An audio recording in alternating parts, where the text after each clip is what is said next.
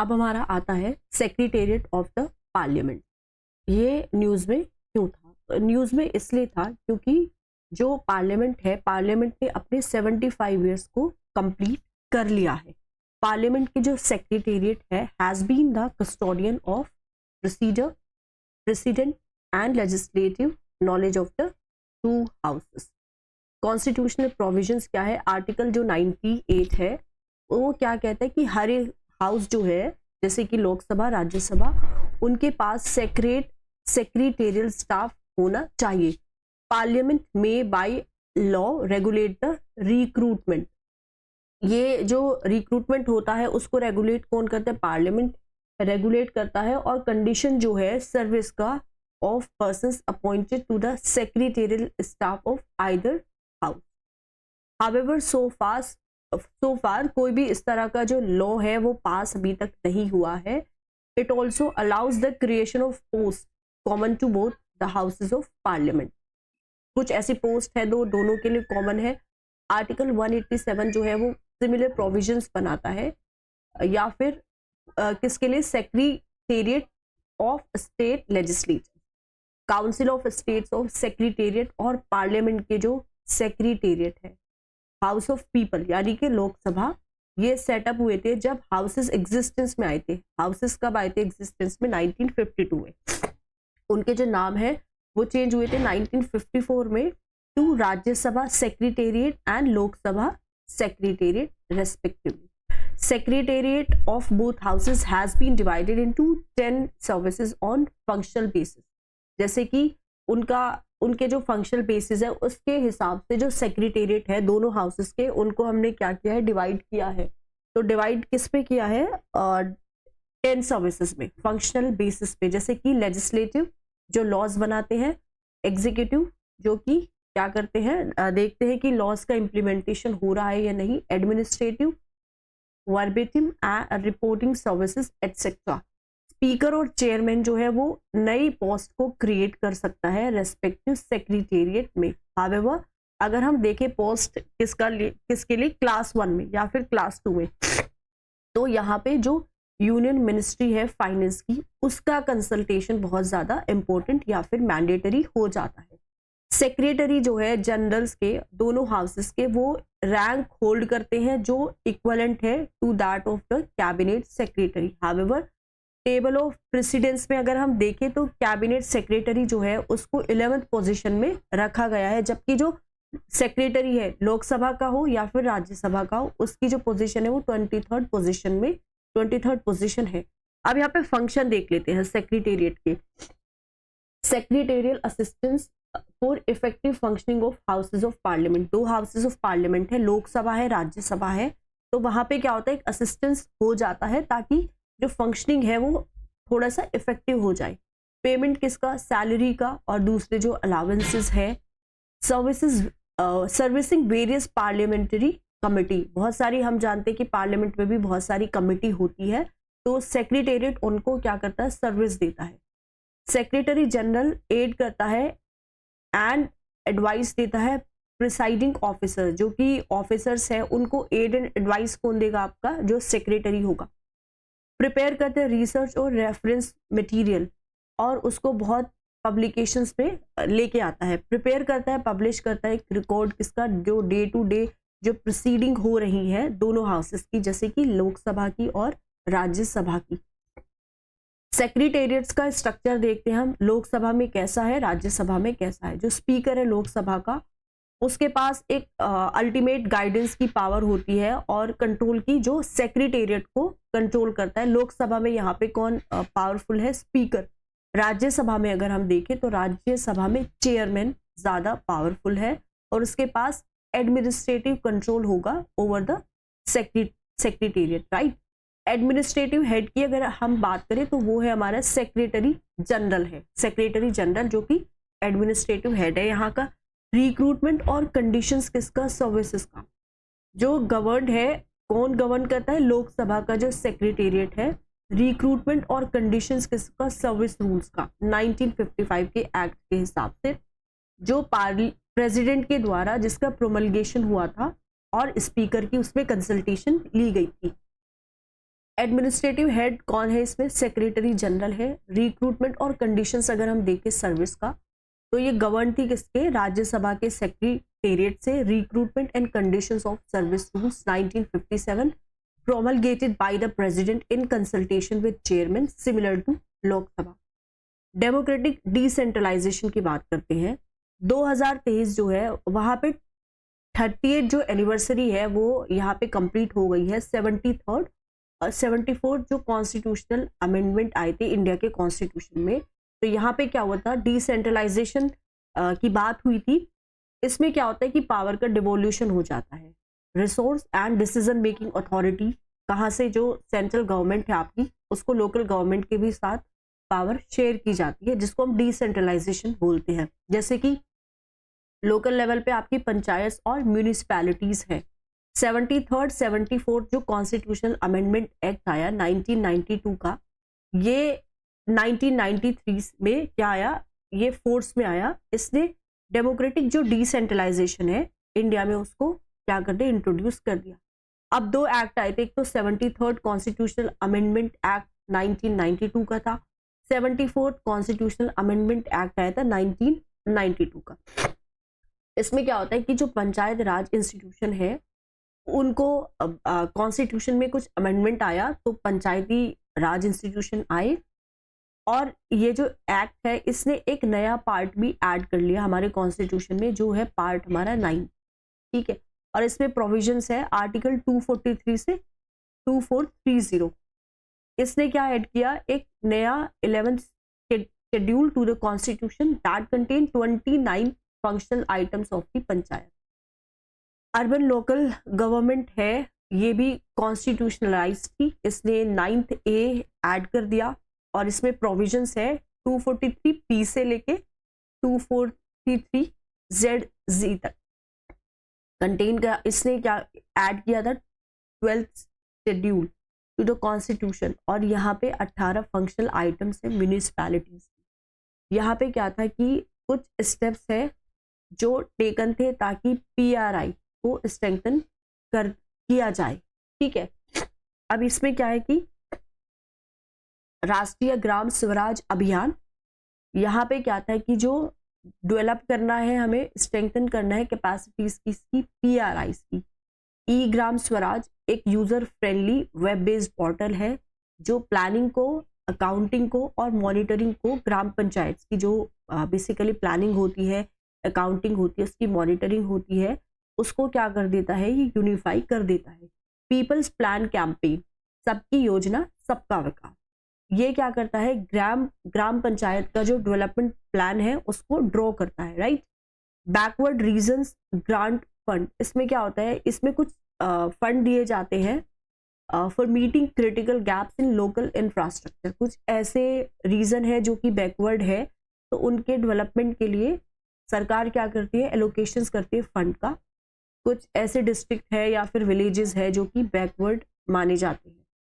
National Institute of Rural Development and Panchayati Raj एक autonomous organisation है Ministry of Rural Development में। यहाँ पे क्या होता है? कैपेसिटी बिल्डिंग आती है रूरल डेवलपमेंट फंक्शनरीज की।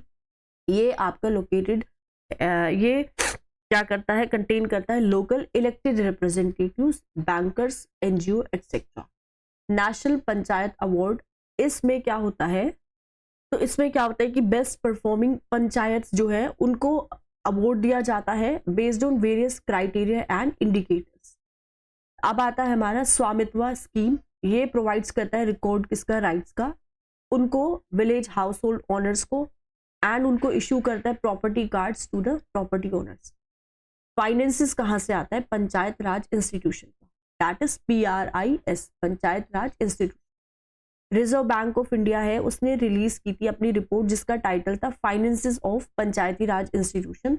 रिपोर्ट यहाँ पे डिस्कस कर रही है फिस्कल पोजीशन किसका? पंचायत राज इंस्टीट्यूशन का, ईयर 2020 से लेके 2023 तक।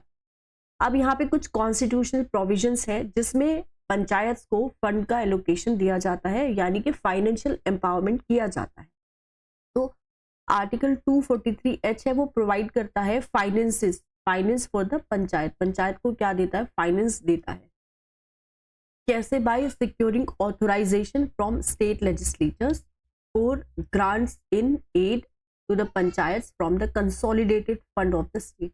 स्टेट को जो फंड बेसिकली एलोकेशन होता है फंड का, सेंट्रल गवर्नमेंट को भी होता है और स्टेट गवर्नमेंट को भी होता है। बहुत सारी जैसे गवर्नमेंट स्कीम लेके आती है, राइट, बहुत सारी स्कीम आती है, बहुत सारे जो डेवलपमेंट प्रोजेक्ट जो सरकार की तरफ से होती है, तो यहाँ पे क्या होता है, एलोकेशन होता है फंड का, ताकि स्टेट का क्या हो सके, एक हम बात कर सके स्टेट के डेवलपमेंट, ठीक है, चाहे वहाँ का इंफ्रास्ट्रक्चर इम्प्रूव करना हो, चाहे वहाँ पे का हेल्थ केयर इम्प्रूव करना हो, चाहे वहाँ का एजुकेशन सिस्टम इम्प्रूव करना हो, ठीक है। तो फंड के बिना ये सब चीज़ें पॉसिबल नहीं है। अब यहाँ पे क्या होता है कि स्टेट लेजिस्लेचर्स को कुछ फंड दिया जाता है, यानी कि पंचायत को, और ये जो है, जो स्टेट के पास जो फंड आता है वहीं से स्टेट क्या देती है, लोकल लेवल पे उसको देती है।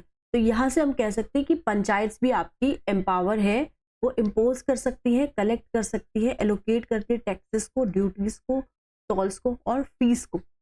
ये अब आर्टिकल 243I जो है वो एक फाइनेंस कमीशन सेट करता है हर 5 साल बाद, ताकि जो फाइनेंशियल पोजीशन है पंचायत की उसको रिव्यू कर सके और उसके बेसिस पे कुछ रिकमेंडेशन दे सके, ताकि अगर कुछ लैक्स है या कुछ उसमें देखने को मिले कि कुछ प्रॉब्लम्स है, तो वहाँ पे फाइनेंशियल पोजीशन जो है वो इम्प्रूव हो सके। आर्टिकल 283 क्लोज 3 सब क्लोज बीबी मैंडेट्स करता है सेंट्रल गवर्नमेंट की फाइनेंशियल कमीशन को कि आप कुछ मेजर्स को रेकमेंड करो जो नीडेड है, कि हमें जो कंसोलिडेटेड फंड है स्टेट का उसको ऑगमेंट करना है, और जो पंचायत की रिसोर्सेज है उनका भी क्या हो सके, सप्लीमेंट हो सके। अब यहाँ पे देखते हैं कि जो पंचायत राज इंस्टीट्यूशन है उनका फाइनेंस कहाँ कहाँ से आता है। पहला होता है internal on sources of revenue, जैसे एक तो आ गया टैक्स से। टैक्स किस पे होता है? टैक्स होता है लैंड्स पे। जैसे एग्रीकल्चर लैंड पे तो कोई टैक्स है ही नहीं, जो बिल्डिंग्स है उन पे tax on lands, agriculture lands की बात हम नहीं कर रहे हैं। उसके अलावा दूसरी जो लैंड्स है और बिल्डिंग्स जो है, टैक्सेस किस पे? ड्यूटीज पे और कमोडिटीज पे। फिर आता है सर्विस टैक्सेस, टैक्सेस किस पे? प्रोफेशन ट्रेड्स पे एटसेट्रा पे। अब आता है फिर नॉन टैक्स रिवेन्यू, कहाँ से आता है? ये आता है market fees on person exporting goods. कोई ट्रेडर्स है, ठीक है, कोई बिजनेसमैन है, वो क्या करता है कि एक्सपोर्ट करता है अपने गुड्स को, तो वहाँ पे उसको क्या देना पड़ता है? नॉन टैक्स रिवेन्यू देना पड़ता है for sale in panchayat areas. Fees होती है रजिस्ट्रेशन पे, जैसे कैटल का रजिस्ट्रेशन आप करवा रहे हो, और जो कैटल अगर सोल्ड है with in the panchayat area. Transfer किसका? फंड्स का, from central finance commission and state finance commission. Central finance commission planning देखती है सेंट्रल लेवल पे, स्टेट फाइनेंशियल कमीशन जो है वो एलोकेशन करती है फंड का स्टेट लेवल पे। तो हर एक जो स्टेट है, जैसे हर एक स्टेट का एक अलग अपना स्टेट फाइनेंस कमीशन है। तो यहाँ पे क्या होता है? टाइड ग्रांट्स, ये क्या करता है कि कुछ स्पेसिफिक पर्पसेस के लिए होता है या फिर सेक्टर्स के लिए, जैसे कि आपको सैनिटेशन आपका इम्प्रूव करना है, एजुकेशन सिस्टम इम्प्रूव करना है। उसके बाद आता है आपका untied grants, general purpose grants है, ये प्रोवाइड हो जाते हैं विदाउट स्पेसिफिक कंडीशंस या फिर रेस्ट्रिक्शंस, और इसको जैसे कुछ लोकल नीड्स है, प्रायोरिटीज है, उस पे इसका यूटिलाइजेशन हो सकता है। फिर आता है performance based grants, additional funds होते हैं जो कि पंचायत राज इंस्टीट्यूशन को दिया जाता है CFC के, ये जो कमीशन है, ये जो फाइनेंस कमीशन है, सेंट्रल फाइनेंस कमीशन के रिकमेंडेशन के हिसाब से और स्पेसिफिक परफॉर्मेंस क्राइटेरिया के हिसाब से। फिर आता है आपका स्पेशल कैटेगरी ग्रांट, ये ग्रांट जो है वो एडिशनल फाइनेंशियल सपोर्ट है, जो ये क्यों दिया जाता है? ताकि कुछ अगर यूनिक चैलेंजेस है या फिर कुछ पर्टिकुलर नीड्स है पंचायत राज इंस्टीट्यूशन की एक स्पेसिफिक रीजंस में या फिर कंटेक्स्ट में, तो उनको फंड दिया जाता है। दूसरी सोर्सेज क्या है? सेंट्रल गवर्नमेंट से आता है, स्टेट गवर्नमेंट से आता है, डिफरेंट स्कीम है आपकी, जैसे MG नरेगा है, PMA है, प्रधानमंत्री, उसमें क्या होता है, जैसे प्रधानमंत्री आवास योजना है रूरल एरियाज पे, जहाँ पे एक स्कीम चली थी इसमें कि कुछ फाइनेंशियल असिस्टेंस उनको दिया जा रहा था, जिन लोगों के कच्चे मकान थे उनके सरकार ने पक्के मकान बनाए। और संसद आदर्श ग्राम योजना है, ग्रांट्स आते हैं इंटरनेशनल बॉडीज से, जैसे वर्ल्ड बैंक जो है वो भी यहाँ पे क्या करती है, कुछ ग्रांट्स देती है। कैपेसिटी बिल्डिंग किसका, अर्बन लोकल बॉडीज का। कैपेसिटी बिल्डिंग कमीशन जो है वो कोलैबोरेशंस में विद MOHUA, जिसकी फुल फॉर्म है Ministry of housing and urban affairs. ठीक है, ये है हमारी ministry of housing and urban affairs.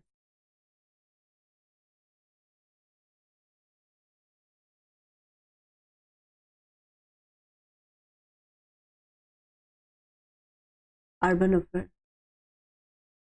तो इसने एक नेशनल वर्कशॉप को ऑर्गेनाइज किया था इस पे, कैपेसिटी बिल्डिंग पे of ULB to foster a unified approach to capacity building ULB across India.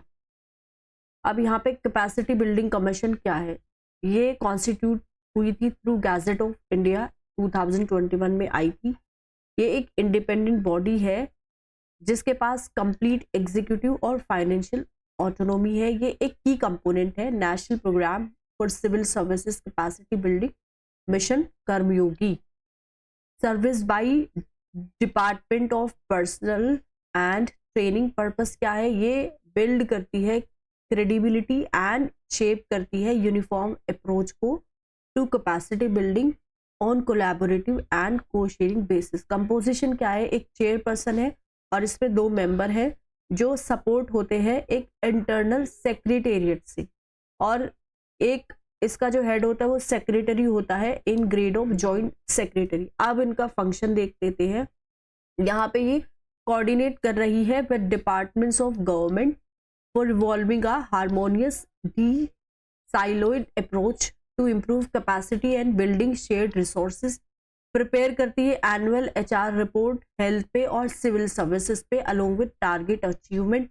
Audit लेती है ह्यूमन रिसोर्स का जो अवेलेबल है गवर्नमेंट में एंड उसका जो कैपेसिटी बिल्डिंग के जो एफर्ट है उसके आउटकम को ये असेस करेगी।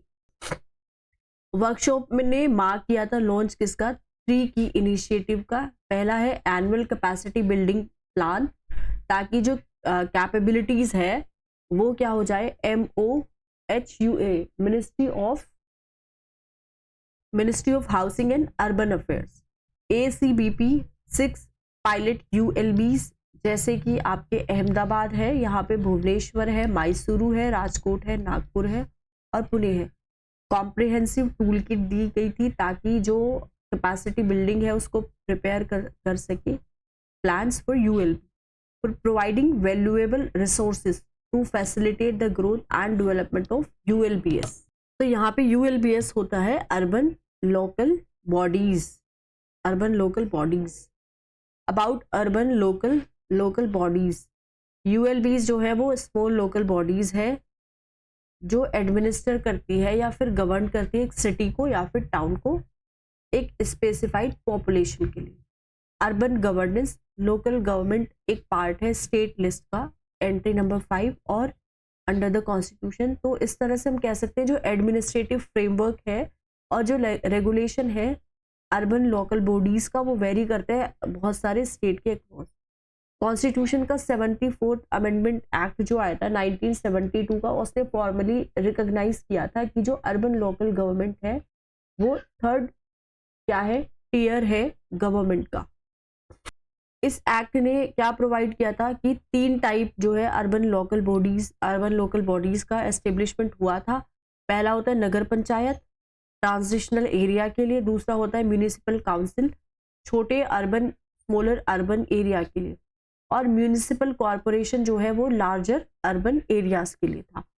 कैपेसिटी बिल्डिंग जो है अर्बन लोकल बॉडीज का, उसके लिए कुछ मेजर्स लिए गए थे, जैसे कि नेशनल अर्बन डिजिटल मिशन 2021 में आया था। Ministry of housing urban affairs, ये फोकस करती है किस पे, सिटीजन सेंट्रिक डिजिटल रिवॉल्यूशन पे ULBs का इंडिया में। इसका एम था कि एक डिजिटल इंफ्रास्ट्रक्चर बनाया जाए ताकि जो 3 पिलर्स हैं, पीपल, प्रोसेसेस एंड प्लेटफॉर्म, तो वहाँ पे वो उनके अक्रॉस वर्क कर सके और एक फ्रेमवर्क मिल सके डिजिटल गवर्नेंस के लिए कंट्री में। नेशनल इंस्टीट्यूट है अर्बन अफेयर्स का, वो अपॉइंट यहाँ पे किया गया कि इस मिशन को आप एंकर कीजिए। 1976 में इसका एस्टेब्लिशमेंट हुआ था। NIUA जो है, जो कि national Institute of urban affairs है, वो एक प्रीमियर इंस्टीट्यूट है। इसमें रिसर्च होती है, ट्रेनिंग होती है, इंफॉर्मेशन का डिसैमिनेशन होता है अर्बन का डेवलपमेंट पे और मैनेजमेंट पे। फिर आते हैं आपके म्यूनिसिपल बॉन्ड। ये फाइनेंशियल इंस्ट्रूमेंट है जो म्यूनिसिपल कॉरपोरेशंस और दूसरे एसोसिएटेड बॉडीज जो है इंडिया में, वो इश्यू करते हैं ताकि फंड को रेज किया जा सके। Panchayat, extension to the schedules areas act 1996, क्यों न्यूज में है? झारखंड ने इशू किया था एक panchayat extension to schedule areas act, जिसको पीसा एक्ट भी बोलते हैं। ये ड्राफ्ट करता है कुछ रूल्स पब्लिक कंसल्टेशन के लिए। तो ये जो पीसा एक्ट जो आया था 1996 का, वो उसने जो दिलीप सिंह भूरिया कमेटी थी उसके बेस पे कुछ रिकमेंडेशंस हुए थे, तो पीसा को फिर इनैक्ट किया गया 1996 में, ताकि ट्राइबल लोगों जो है उनका एम्पावरमेंट हो जाए और उनको क्या किया जाए, मेन स्ट्रीम में लेके आया जाए। इसने क्या किया था, प्रोवाइड किया था कि एक्सटेंशन हो किसका, प्रोविजंस ऑफ पार्ट 9 जो है कॉन्स्टिट्यूशन का, पंचायत के रिलेटेड शेड्यूल एरियाज में भी जो 10 स्टेट है, आर्टिकल 244 क्लोज 1 के हिसाब से read with schedule 5 with certain modification और एक्सेप्शंस। कुछ मॉडिफिकेशंस हो, एक्सेप्शंस हो, क्योंकि ट्राइबल जो पीपल है उनके रूल्स थोड़े से डिफरेंट होते हैं। पीसा जो है एम्पावर करता है स्टेट लेजिस्लेचर्स को कि आप इसमें क्या करें, कुछ लॉस को फ्रेम कर सके।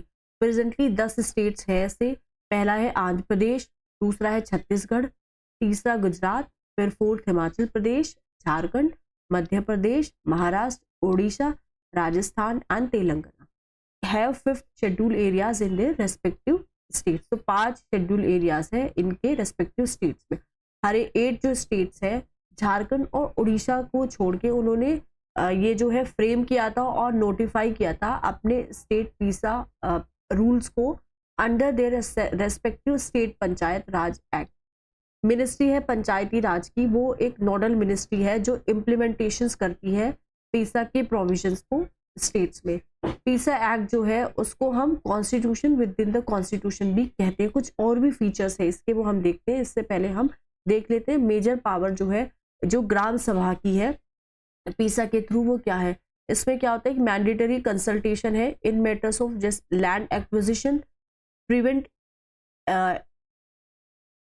एलियनेशन किसका, लैंड का, और रिस्टोर करती है एलियनेटेड लैंड, कंट्रोल करती है इंस्टीट्यूशंस को और फंक्शनरीज को सारे सोशल सेक्टर्स में और लोकल प्लान्स में, मैनेज करती है बहुत सारे जो माइनर वाटर बॉडीज हैं उनको, ऑनरशिप भी ये मैनेज करती है, माइनर फॉरेस्ट जो प्रोड्यूस है उनकी रेगुलेट करती है, रेस्ट्रिक्ट करती है, सेल कंजप्शन किसका, लिकर का, मैनेज करती है विलेज की मार्केट्स को, कंट्रोल करती है मनी जो बहुत सारे शेड्यूल ट्राइब्स को लैंड की जाती है, रीसेटलमेंट और rehabilitation and prospecting licences, mining leases for minor minerals, ये सब देखती है। कुछ दूसरे फीचर्स है पीसा एक्ट के 1996 के हिसाब से, जैसे conformity with customary law, state legislations जो है पंचायत पे, वो क्या होना चाहिए, कन्फर्मिटी होनी चाहिए उसकी कस्टमरी लॉ के साथ। सोशल और रिलीजियस प्रैक्टिसेस है, ट्रेडिशनल मैनेजमेंट प्रैक्टिसेस है, कम्युनिटी रिसोर्सेज की ग्राम सभा, हर एक विलेज जो है उसकी खुद की ग्राम सभा होनी चाहिए, जो कि जिसमें कंसिस्ट करे वो लोग जिनका नाम इलेक्टोरल रोल्स में इंक्लूडेड है पंचायत के लिए विलेज लेवल पे। रोल एंड रिस्पॉन्सिबिलिटी क्या होती है ग्राम सभा की, ग्राम सभा की कुछ रोल्स रिस्पॉन्सिबिलिटी होती है, जितने भी सारे जो डेवलपमेंट वर्क्स है विलेज में ये वो करवाती है, आइडेंटिफाई करवाती है बेनिफिशियरीज को, सर्टिफिकेट्स इशू कराना of utilisation of funds, power to control institutions and functionaries, सारे सोशल सेक्टर्स में और लोकल प्लान्स में वो ग्राम सभा ही देखती है।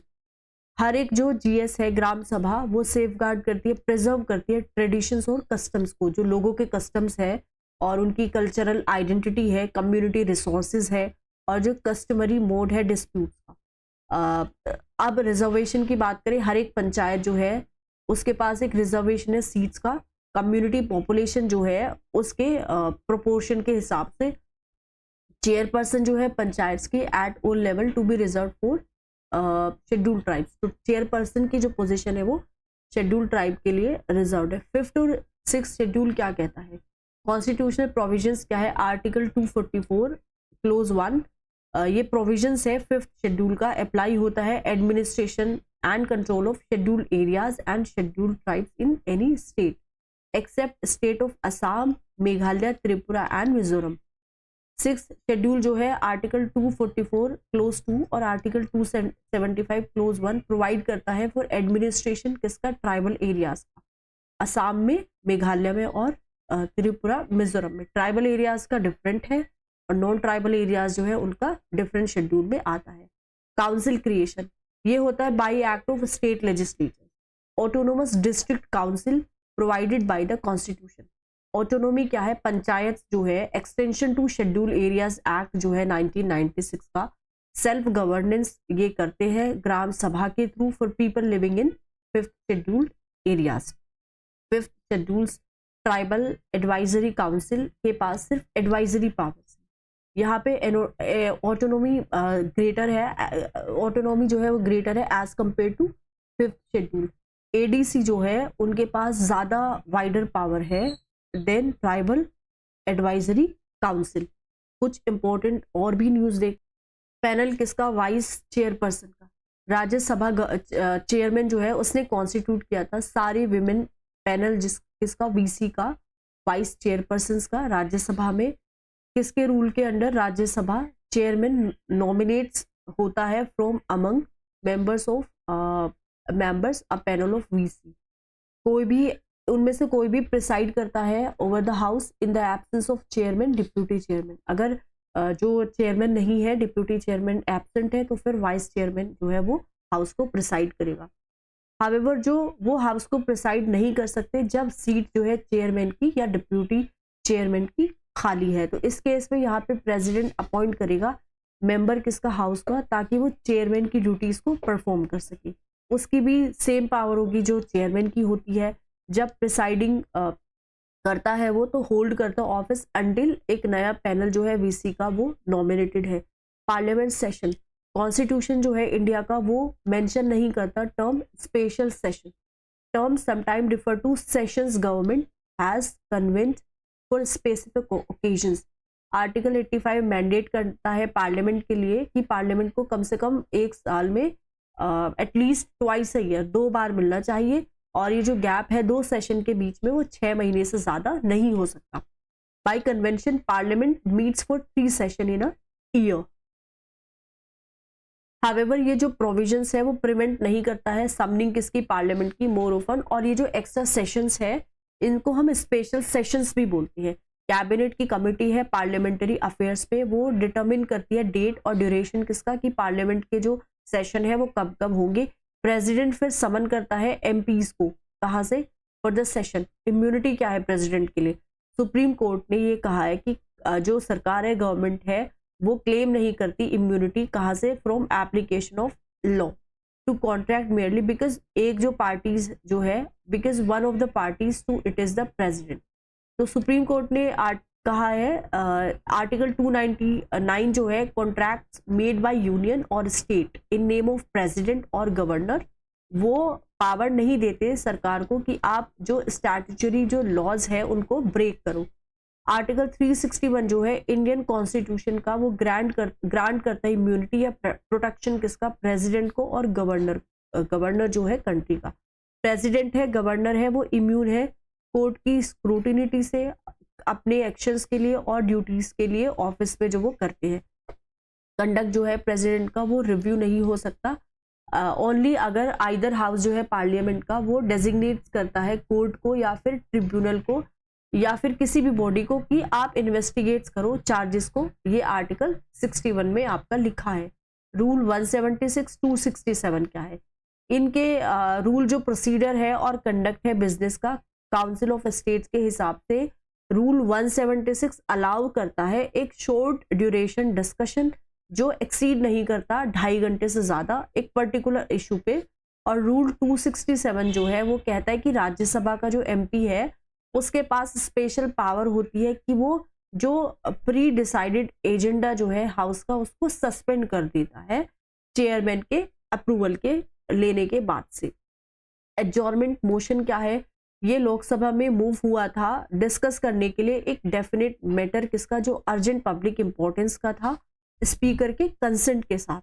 तो इसको सपोर्ट चाहिए थी 50 मेंबर्स की, ठीक है। तो इसने क्या इन्वॉल्व किया, एक एलिमेंट लिया सेंश्योर का अगेंस्ट द गवर्नमेंट, और हेंस राज्यसभा जो है वो परमिटेड नहीं है to make use of this advice. Discussion जो होता है एडजॉर्नमेंट मोशन पे वो should be at least for not less than 2 hours and 30 minutes। Subordinate legislation और डेलीगेटेड लेजिस्लेशन कमिटी जो है सबऑर्डिनेट लेजिस्लेशंस पे राज्यसभा के, उसने रिलीज किया था डिले किसका, फ्रेमिंग किसका, rules under various act by the ministries reports. Subordinate legislation जो है वो legislation made by an authority subordinate to legislature. इसमें क्या होता है, इनेक्टमेंट होते हैं जो पावर जो है रूल मेकिंग पावर को, रेगुलेशंस को, बाई लॉज को क्या करती है, डेलीगेट करती है सबऑर्डिनेट अथॉरिटी को, जैसे कि एग्जीक्यूटिव है। अब यहाँ पे सबऑर्डिनेट लेजिस्लेशंस की जरूरत क्यों पड़ी, लेजिस्लेचर जो है उसका लिमिटेशन है टाइम का, तो इस वजह से सबऑर्डिनेट लेजिस्लेशन जो है वो एक प्रैक्टिकल नेसेसिटी है। ये क्या करती है, इनेबल करती है एक्सपर्ट को और टेक्नोक्रेट्स को कि आप प्रोवाइड करो एक detail with in the framework of law. Committee on subordinate legislations Rajya Sabha में है, ये कॉन्स्टिट्यूट हुई थी under the rule of 204, rule of procedure and conduct of business in council of states. Mandate scrutinise करती है, रिपोर्ट करती है हाउस को कि जो पावर है सबऑर्डिनेट लेजिस्लेशंस के, जो पार्लियामेंट जिसको डेलीगेशन करता है, क्या वो प्रॉपर्ली एक्सरसाइज हुए हैं या नहीं हुए हैं। Parliament security breach, recently parliament security जो है वो ब्रीच थी, जहाँ पे जो एक्यूज्ड है वो लोकसभा में गया विजिटर पास लेके और उसने कलर गैस कैनिस्टर्स रिलीज कर दिया जिससे एक येलो कलर का स्मोक निकला था।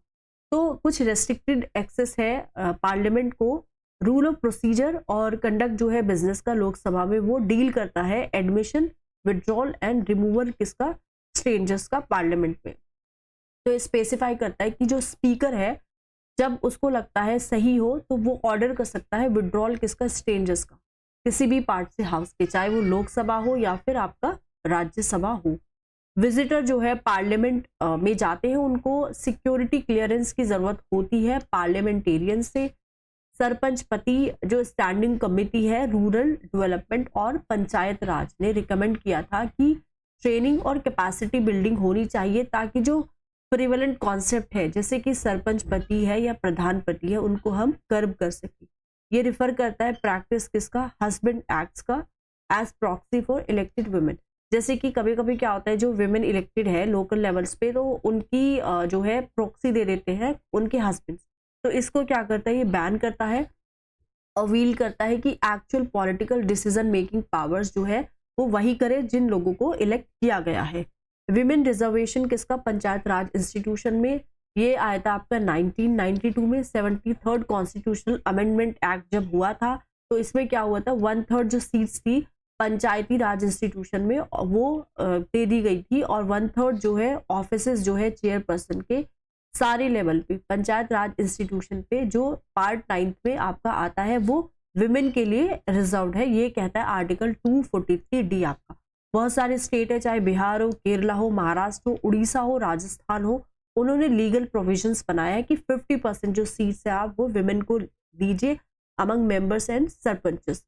As per women and men in India 2020 report के हिसाब से 31.8 लाख जो है ER जो है नियरली 46% जो है ओवर 14.5 लाख जो वो क्या थी आपकी विमेन थी। कोटा क्या है बैकवर्ड क्लासेस के लिए भी है और अर्बन लोकल बॉडीज में हरियाणा के कैबिनेट ने ये एक्सेप्ट कर दिया था कि जो स्टेट बैकवर्ड क्लासेस कमीशन की रिपोर्ट थी कि किसके प्रोपोर्शन जो है रिजर्वेशन का बैकवर्ड क्लासेस के लिए, ब्लॉक ए कैटेगरी के लिए अर्बन लोकल बॉडीज में 243 टी क्लोज सी, तो ये कहते हैं there will be no bar on state legislatures from making provisions for reservation of seats, कि कोई बार नहीं होगा, आप रिजर्वेशन दीजिए आराम से, चाहे म्यूनिसिपैलिटीज में दीजिए या ऑफिस जो है चेयरपर्सन का म्यूनिसिपैलिटीज में उसमें दीजिए, बैकवर्ड क्लास जो है सिटीजन।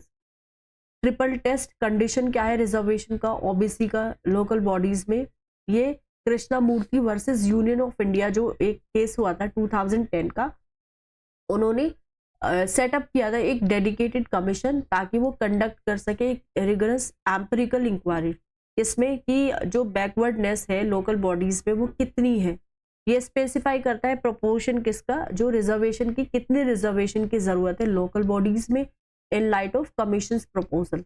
फिर ये इंश्योर करता है रिजर्वेशन शेड्यूल कास्ट है, शेड्यूल ट्राइब है, ओबीसी है, उनको कितना देना चाहिए और वो 50% जो है टोटल सीट्स का उससे ज्यादा नहीं इंक्रीज होना चाहिए। अब आता है हमारा सेंट्रल स्टेट रिलेशंस, गवर्नर का रोल क्या है। रिसेंटली केरला, तमिलनाडु, पंजाब ने एक सुप्रीम कोर्ट को, वो सुप्रीम कोर्ट में गए थे अपने गवर्नर के against over the pending bill. हमें पता है कि जो गवर्नर है उनको कंसेंट देना पड़ता है बिल्स पे, स्टेट में बात करें तो वो गवर्नर होता है, और अगर सेंट्रल लेवल पे कुछ अमेंडमेंट होता है कॉन्स्टिट्यूशन का या बिल्स का आना है तो वहाँ पे जो प्रेसिडेंट है उसकी जो कंसेंट है उसकी नीड होती है। कॉन्स्टिट्यूशनल प्रोविजंस है regarding bills before governor, article 200, इसमें कहते हैं कि एसेंट जो है गवर्नर का वो बहुत ज़्यादा ज़रूरी हो जाता है अगर एक बिल को लॉ बनना है। तो इस रिगार्ड में गवर्नर को कुछ ऑप्शंस दिए गए हैं, ये गवर्नर के ऑप्शन है और ये स्टेटस है बिल का। गवर्नर अगर अपनी रजामंदी दे देता है, साइन कर देता है, तो कोई भी बिल है वो लॉ बन जाता है। अगर वो उसकी जो एसेंट है उसको विदहोल्ड करता है तो बिल जो है वो लॉ नहीं बनता। ये कभी कभी क्या होता है गवर्नर रिटर्न कर देता है बिल को कि आप रिकंसिडर करो, और ये किसको बोलते हैं, लेजिस्लेचर्स को, एमएलएस को। तो फिर क्या होता है स्टेट लेजिस्लेचर्स में जब ये पास होगा अपनी ओरिजिनल शेप में जाएगा, या फिर कभी कभी क्या होता है मॉडिफाइड फॉर्म में भी जा सकता है, तो फिर दोबारा अगर ये गवर्नर के पास आ जाता है चाहे वो मॉडिफाइड फॉर्म में हो या उसी फॉर्म में, तो ये ड्यूटी बन जाती है गवर्नर की, इसको गवर्नर को क्या करना है, अपना एसेंट देना है। कॉन्स्टिट्यूशन ने कोई टाइम लिमिट नहीं रखी है कि गवर्नर इस टाइम पीरियड के दौरान अपना कंसेंट दे सके या फिर रिटर्न कर सके बिल को रिकंसिडरेशन के लिए। ये it only insist on as soon as possible, तो ये कहता है सिर्फ as soon as possible. Reserve the bill for the consideration of the president, कभी कभी क्या होता है कोई भी बिल है जिसमें गवर्नर का जो ओपिनियन है दिया जाता है तो वो लॉ बन जाता है। तो so derogate from the power of the high court as to endanger the position which that court is by this constitution design to filled. अच्छा, इसमें ये बात कही गई है कि कोई भी एक बिल है जिसमें गवर्नर की जो ओपिनियन है वो ली नहीं गई है और वो बाई चांस लॉ बन जाता है, तो ये जो डेरोगेट करता है from the powers of the high court as to endanger the position which the court is by this constitution design to fill. Reserving bill for president, article 201 में है प्रेसिडेंट या तो अपना एसेंट दे सकता है या फिर विदहोल्ड कर सकता है। तो प्रेसिडेंट जो है वो डायरेक्ट कर सकता है गवर्नर को कि आप रिटर्न करो बिल को, किसको, स्टेट लेजिस्लेचर्स को दे दो। अब जैसे कि इस तरह का जो बिल है अगर उसको री इनेक्ट किया जाता है स्टेट लेजिस्लेचर के जरिए, तो बिना किसी या अमेंडमेंट के साथ या बिना किसी अमेंडमेंट के साथ, तो वो क्या होता है कि प्रेसिडेंट को जाएगा फिर से। अब हम बात करते हैं कुछ कॉन्स्टिट्यूशनल प्रोविजंस की जो गवर्नर से रिलेटेड है। आर्टिकल 153 है, वो कहता है कि यहाँ पे क्या होना चाहिए, एक गवर्नर होना चाहिए हर एक स्टेट में। आर्टिकल 154 क्या कहता है कि एग्जीक्यूटिव पावर जो है स्टेट की वो किसके हाथ में होनी चाहिए, गवर्नर के। Shall be vested in the governor and shall be exercised by him either directly or through officers subordinate to him as per the constitution. Article 155 कहता है कि गवर्नर जो है स्टेट का उसको प्रेसिडेंट जो है अपॉइंट करेगा by warrant under his hand and seal. Article 161 क्या कहता है, गवर्नर के पास पावर होना चाहिए पार्डन ग्रांट करने के लिए और रिप्रीव। आर्टिकल 163 क्या कहता है कि यहाँ पे काउंसिल ऑफ मिनिस्टर्स होना चाहिए, चीफ मिनिस्टर होना चाहिए at the head to aid and advise the governor in the exercise of his functions except in so far as he is by or under the constitution required to exercise his functions or any of them in his discretion। 164 कहता है कि governor appoint करता है chief ministers को और दूसरे ministers को। Article 213 कहता है गवर्नर प्रोमलगेट कर सकता है ऑर्डिनेंसेस को अंडर सर्टेन सर्कमस्टांसेस। आर्टिकल 217 कहता है governor is consulted for appointment of जजेस of high court. High court के जजेस को अपॉइंट करना है तो गवर्नर को कंसल्ट करना पड़ेगा। अब आता है judicial pronouncement related to governor. Shamsher Singh case था 1974 का, इसमें सुप्रीम कोर्ट ने ये कहा था गवर्नर एक्सरसाइज नहीं करता discretionary power while withholding assent or returning a bill to the state legislature। Nabam Rebia case 2016 का ये कहता है कि अगर गवर्नर एक्सरसाइज करता है अपना डिस्क्रिशन अपने जुरिस्डिक्शन या पावर के बियॉन्ड, तो ये सब्जेक्ट मैटर जो है उसमें क्या है कि जुडिशियल रिव्यू उसका होगा। नेबम रेबिया केस 2016 का कि अगर गवर्नर एक्सरसाइज करता है अपना डिस्क्रिशन अपने जुरिस्डिक्शन या फिर पावर के बियॉन्ड, तो ये यहाँ पे क्या होगा कि यहाँ पे भी जुडिशियल रिव्यू उसका होगा। रीसेंट जजमेंट क्या है 2023 का लेटेस्ट जो है स्टेट ऑफ पंजाब केस, उसने ये डिसाइड किया था कि अगर गवर्नर डिसाइड करता है एसेंट को विदहोल्ड करने के लिए तो इसको रिटर्न करना पड़ेगा बिल को लेजिस्लेचर्स को कि आप इसको रिकंसिडर करो। इस तरह का जो बिल है वो गवर्नर के पास इंडेफिनिट जो टाइम पीरियड है उस पे रखा नहीं जा सकता। वाइस चांसलर का केस 2023 का, गवर्नर जो एक्ट कर रहा है एक यूनिवर्सिटी चांसलर की तरह, they is not bound by the aid and advice of the council of minister.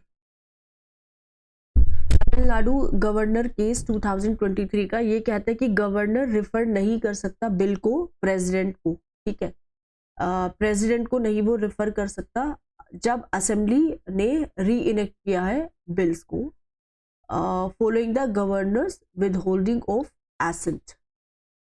Federalism क्या है, प्राइम मिनिस्टर ने रिसेंटली अंडरलाइन किया है इंपॉर्टेंस किसका, कोऑपरेटिव फेडरलिज्म का इंडिया में। अब ये है क्या कोऑपरेटिव फेडरलिज्म, ये क्या होता है कि एक हॉरिजॉन्टल रिलेशनशिप होती है यूनियन और स्टेट्स के बीच में और शो करती है कि neither is above the other. तो एक रिलेशनशिप है जो हॉरिजॉन्टल है, ये एनविसेज करता है कि जो नेशनल है स्टेट की जो एजेंसीज है वो सरकार के जो फंक्शन है उसको अंडरटेक करेगी जॉइंटली रादर देन एक्सक्लूसिवली। मतलब कुछ फॉर एग्जांपल जो कुछ एजेंसीज है नेशनल लेवल पे स्टेट लेवल पे उसको क्या करेगी, अंडरटेक करेगी गवर्नमेंट के function jointly, right, rather than exclusively, मतलब मिलके। कॉन्स्टिट्यूशनल प्रोविजंस क्या है जो प्रमोट करता है कोऑपरेटिव फेडरलिज्म को इंडिया में। 7 शेड्यूल में है जो करता है डिमार्केट्स करता है सेंट्रल को स्टेट को कंकरेंट लिस्ट को जो सब्सिडरी के प्रिंसिपल पे बेस्ड है। ऑल इंडिया सर्विसेज है under article 312। Integrated judicial system है जो एनफोर्स करता है स्टेट्स को भी और सेंट्रल लॉज को भी। इंटर स्टेट काउंसिल है अंडर आर्टिकल 263 जो डिस्कस करती है और क्या करती है, इन्वेस्टिगेट करती है सब्जेक्ट किसका, कॉमन इंटरेस्ट का, सेंटर और स्टेट्स के बीच में। फिर आर्टिकल 261 आपका आ जाता है जो प्रोवाइड करता है फुल फेथ एंड क्रेडिट कि इसको देना चाहिए throughout the territory of India to all the public act, records and judicial proceedings of the union and every state.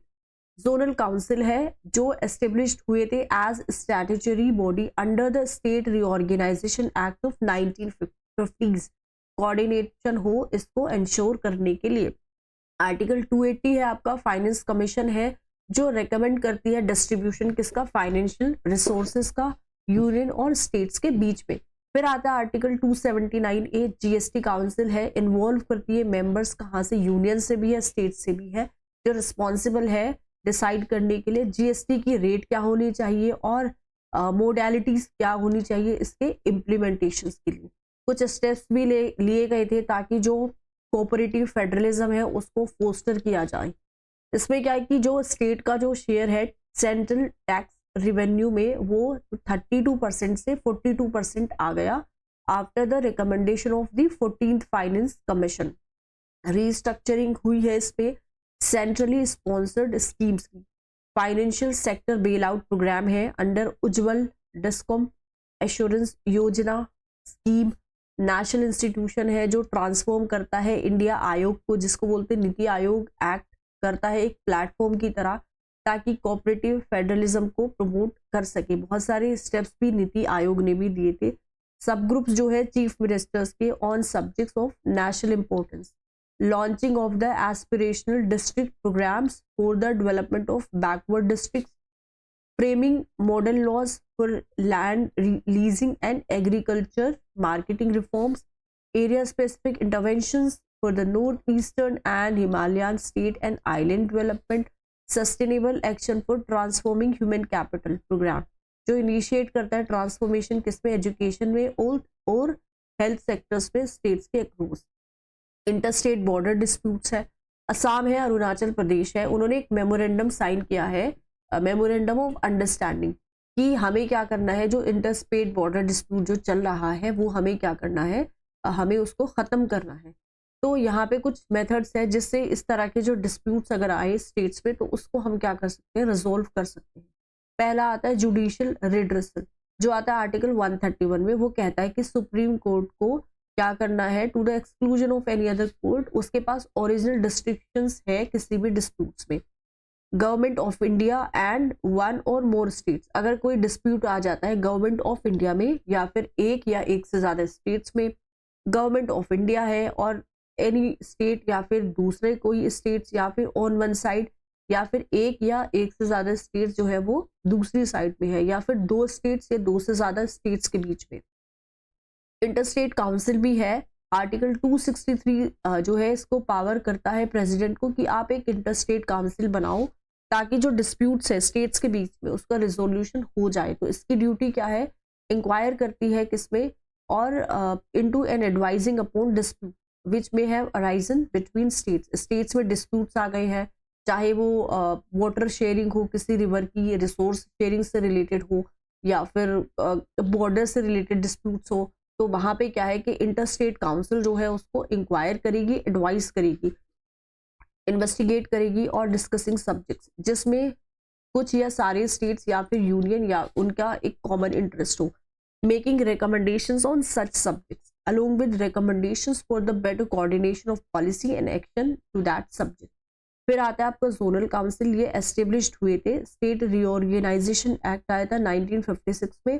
तो इसमें क्या हुआ था कि इनका एक एडवाइजरी रोल है ताकि आप जो कोऑपरेशन है, कोऑर्डिनेशन स्टेट्स के बीच में उसको प्रमोट कर सको, यूनियन टेरिटरीज के बीच में और सेंटर के बीच में।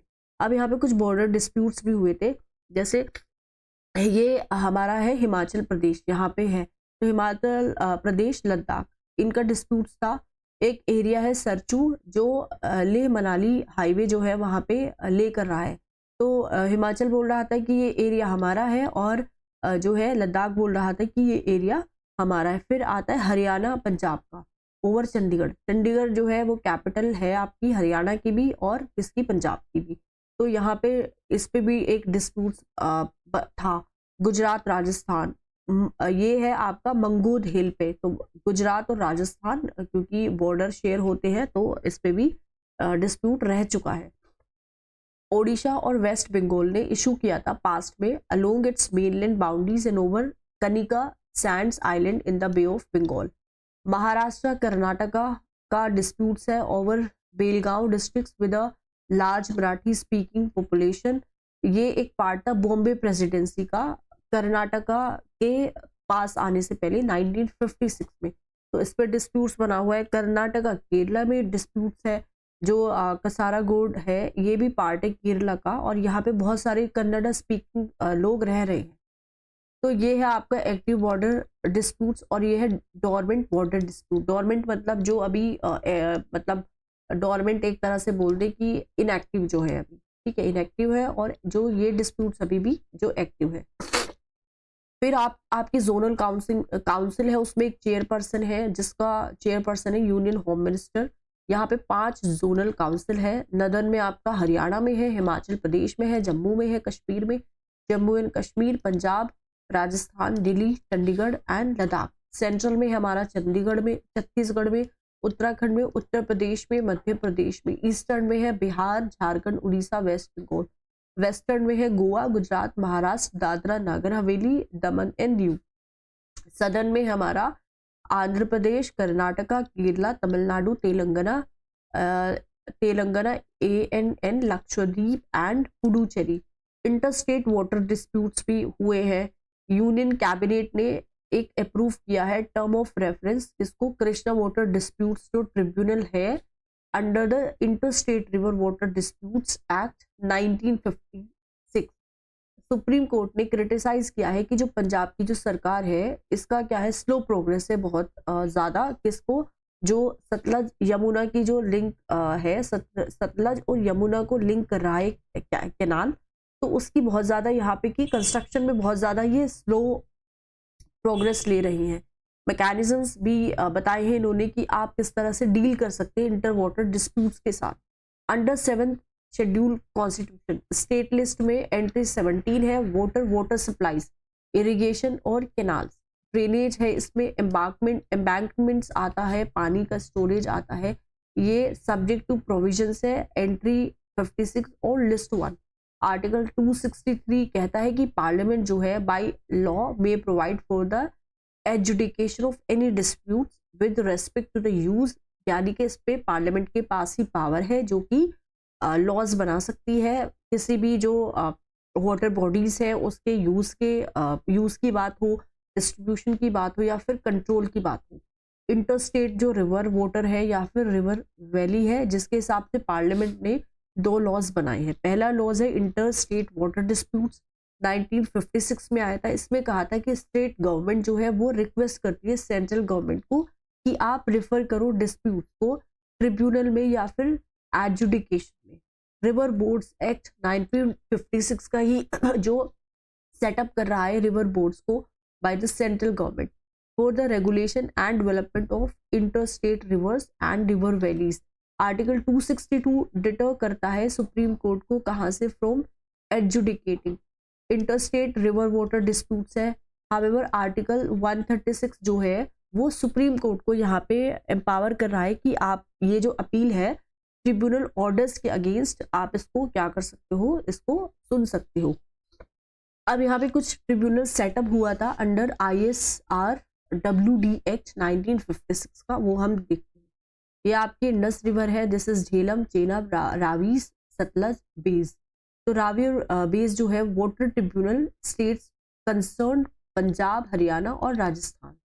नर्मदा वाटर डिस्प्यूट्स ट्रिब्यूनल है आपका, ये स्टेट्स जो कंसर्न है उसमें जैसे राजस्थान है, मध्य प्रदेश है, गुजरात है, महाराष्ट्र, ठीक है, एक ही हो गया आपका। फिर आपका आता है महानदी जो रिवर है, Mahadayi river, Mahadayi water disputes tribunal states, ये गोवा, कर्नाटका, महाराष्ट्र के जो कंसर्न है उसको देखता है। Krishna water disputes tribunal 2 states, कौन कौन से आपके आते हैं इसमें, Karnataka, Andhra Pradesh and Maharashtra. Kaveri water disputes states कौन सा, केरला है, कर्नाटका है, तमिलनाडु है और पुडुचेरी है। गोदावरी वाटर डिस्प्यूट्स में महाराष्ट्र, आंध्र प्रदेश, कर्नाटका, मध्य प्रदेश एंड उड़ीसा। अब आता है आपका वंशाधरा water dispute state, Andhra Pradesh और उड़ीसा। नेशनल वाटर पॉलिसी आई थी 2012 की, उन्होंने कहा था कि जो वाटर स्कैर्सिटी है, इनइक्वालिटीज जो है डिस्ट्रीब्यूशन में पानी का, या फिर एक कमी है, एक लैक है, एक unified perspective in water use and management. तो यहाँ पे नेशनल वाटर पॉलिसी जो है वो एड्रेस करेगी इस तरह के इश्यूज को। यूनियन लिस्ट एंट्री 56 जो रेगुलेशन डेवलपमेंट जो है इंटरस्टेट रिवर्स का और रिवर वैलीज का। इस कॉन्टेक्स्ट में क्या हो रहा है कि जो इंटरस्टेट रिवर्स वाटर है, वाटर की जो शेयरिंग की बात कर रहे हैं, इसमें क्या होता है, सुप्रीम कोर्ट ने कहा था कि आप इसको इंटरनेशनल रूल्स को इसको रिफर करो, international rules like Helsinki rules जैसे कि 1966 का, जो रिकॉग्नाइज करता है कि इक्विटेबल यूज हो पानी का हर एक बेसिन के द्वारा स्टेट का, टेकिंग इनटू कंसिडरेशन कि इसमें जो सोशो इकोनॉमिक नीड्स है और अवेलेबिलिटी जो है रिसोर्सेज की। अब आता है कैंपियन कंसोलिडेशन ऑफ आईएलए रूल्स 1966-1999, जो एडवोकेट्स करता है पानी के इंक्लूजन्स के को लेके of water of an aquifer, that is जो अंडरग्राउंड वाटर है या फिर जिसको हम फॉसिल वाटर भी बोलते हैं, जो इंटरसेप्ट है by the boundary between two और मोर स्टेट्स। जैसे कि एक दो अंडर वाटर का जो यूज कर रहे हो ग्राउंड वाटर का, तो दो स्टेट्स के बीच में कुछ ऐसा झगड़ा है या दो से ज्यादा स्टेट का, जबकि वो डिटरमिन करता है शेयर किसका, बेसिन स्टेट्स का over an inter state river. SYWL canal क्या है, ये 1966 में प्लान हुआ था। 214 किलोमीटर का कनाल है जो पानी को शेयर करता है रावी और बेस रिवर के बीच में।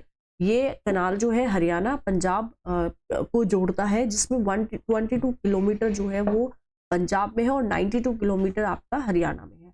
हरियाणा ने कंप्लीट किया था इसका स्ट्रेच SYL कैनाल का 1980 में, और Punjab kept citing riparian principles और non availability of its water. तो पंजाब ने कहा था कि यहाँ पे जो अवेलेबिलिटी है पानी की वो हो ही नहीं रही है। तो राइपेरियन प्रिंसिपल जो है स्टेट के, वो राइपेरियन प्रिंसिपल्स कहते हैं कि जो ऑनर है land adjacent to a water body, एक वाटर बॉडी है, इसके जो एडजेसेंट जो भी ऑनर होगा उसके पास ही राइट होगा कि पानी को यूज कर सके। कृष्णा वाटर डिस्प्यूट्स है 1969 का, कृष्णा वाटर डिस्प्यूट्स ट्रिब्यूनल 1, ये आया था आपका 1956 ISRWD एक्ट के तहत, और KWDT 2 ये इंस्टीट्यूट हुआ था 2004 में। इसमें क्या हुआ था कि ये डिस्ट्रीब्यूट करेगा कृष्णा वाटर को, जो कि एलोकेट हुआ था जब आंध्र प्रदेश जो था अनडिवाइडेड था बिटवीन तेलंगाना एंड आंध्र प्रदेश। कृष्णा क्या है, एक ईस्ट फ्लोइंग रिवर है जो ओरिजिनेट करती है कहाँ पे, महाबलेश्वर से महाराष्ट्र में, और ये मर्ज कर रही है किसमें, बे ऑफ बंगाल में। तो हम कह सकते हैं कि ये फ्लो कर रही है, जैसे महाराष्ट्र आपका स्टेट हो गया, कर्नाटका है, तेलंगाना है, आंध्र प्रदेश है। 2014 में क्या हुआ, जब क्रिएशन हुआ तेलंगाना का स्टेट्स का, तो आंध्र प्रदेश ने पूछा कि आप इंक्लूड करो तेलंगाना को एक separate party at KWDT। However Maharashtra है, कर्नाटका ने ये कहा था कि तेलंगाना को एलोकेट करना चाहिए पानी, कहाँ से, आंध्र प्रदेश का जो शेयर है उसमें से।